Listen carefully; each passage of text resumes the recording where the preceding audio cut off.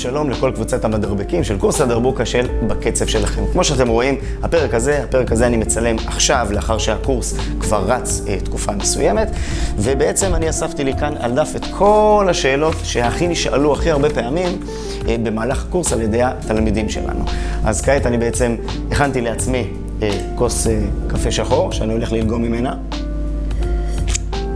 במהלך השאלות, וגם כמה ביסקוויטים בצד, ואני הולך לענות לכם על כל השאלות. חשוב לי להגיד לכם תודה על זה שאתם פעילים בקבוצה, שואלים שאלות, מעלים סרטונים כדי לתת השראה גם לתלמידים אחרים. וזהו, ועם ההודעה הקטנה הזאת, בואו נתחיל לענות לכם קצת על שאלות. בשאלה הבאה יש לנו כאן שתי שאלות, הפעם על טכניקה. שאלה ראשונה היא איך מכניסים פרדידל במקצב, והשאלה השנייה היא איך משלבים אצבעות מפוצלות במקצב. אוקיי, אז בעצם, אם אתם זוכרים, נתחיל מהאצבעות המפוצלות. האצבעות המפוצלות, הטכניקה הזאת נותנת לנו את האפשרות לעשות ביתר קלות ובמהירות שתי מכות. אוקיי? אז אנחנו פשוט לוקחים את המקום שבו אנחנו עושים שתי מכות והופכים את זה לאצבעות מפוצלות. נגיד, ניקח את מקצב המקסום.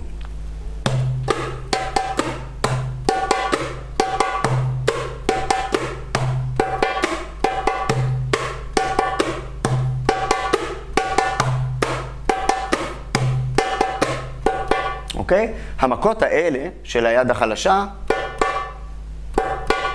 1-2. במקום 1-2 אני עושה 1-2. אצבע מפוצלת, 1-2. ואז זה יוצא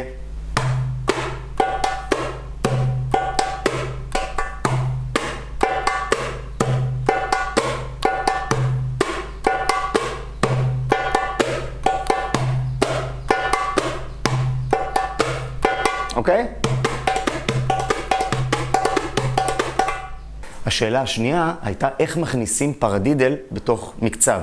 עכשיו, אני רק רוצה להזכיר לכם, פרדידל זה ימין, שמאל, ימין, ימין, שמאל, ימין, שמאל, שמאל. זה תבנית בסיסית. עכשיו, מה שאני אומר כרגע זה הכל הצעת הגשה. זאת אומרת, אני מציע איך לשים את התבנית הזאת במקצב, אבל אתם יכולים לעשות ולחלק ולשבור אותו ולשים הכל מהכל. בסופו של דבר תהיו יצירתיים. בסדר? אתם יכולים לקחת חלק מהפרדידל ולהוסיף לו 1-1, להוסיף לו 1-1, 2-2, 1-2, 1-2, כל מיני כאלה דברים. אנחנו כרגע מדברים על הפרדידל. אז לשם הדוגמה, אני אתן שתי וריאציות של פרדידל בתוך מקצב של מקסום. פעם אחת פרדידל איטי יותר, ופעם אחת פרדידל בטמפו מהיר יותר, אוקיי? במהירות. נתחיל מהראשון.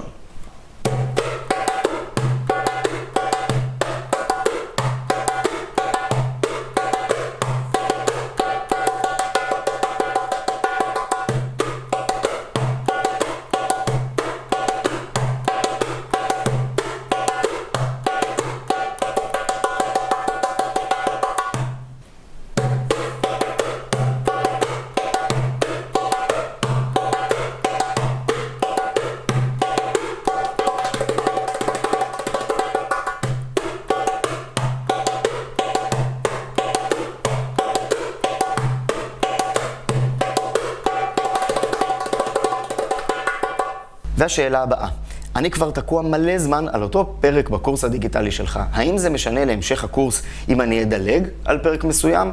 אז התשובה שלי היא לא, זה לא משנה. ההפך אפילו, אני מעודד שבקורס שאתם רואים, פשוט לשעות על כל הקורס, על כל הפרקים, ופשוט ללגום ולשתות את כל האינפורמציה ואת כל המידע. חלק ממנה יעבור חלק ומדהים בגרון. חלק ממנה ייתקע. מה לעשות? ככה זה. אוקיי? זה אף פעם למידה, אף פעם לא נעשית בצורה חלקה. אממה, הרבה פעמים כשאנחנו לומדים ואנחנו עוברים משהו עוד פעם, שוב ושוב, אז פתאום טינג, אסימון אחד נופל, ואז אנחנו עוברים עוד פעם על אותו מקום, הולכים באותה דרך, פתאום קלינג, עוד אסימון נפל, והפעם במקום אחר. כל פעם שאנחנו נעבור את הדרך שאנחנו עשינו, כל פעם ייפול אסימון במקום אחר.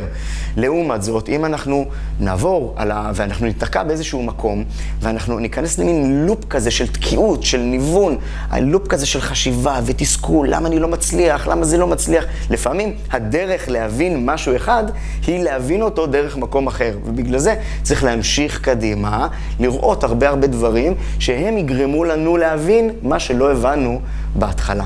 אוקיי? אז בגלל זה אני אומר, לא להיתקע במקום אחד, תמיד לשעות קדימה, ואז אנחנו נבין דברים שלא הבנו בעבר.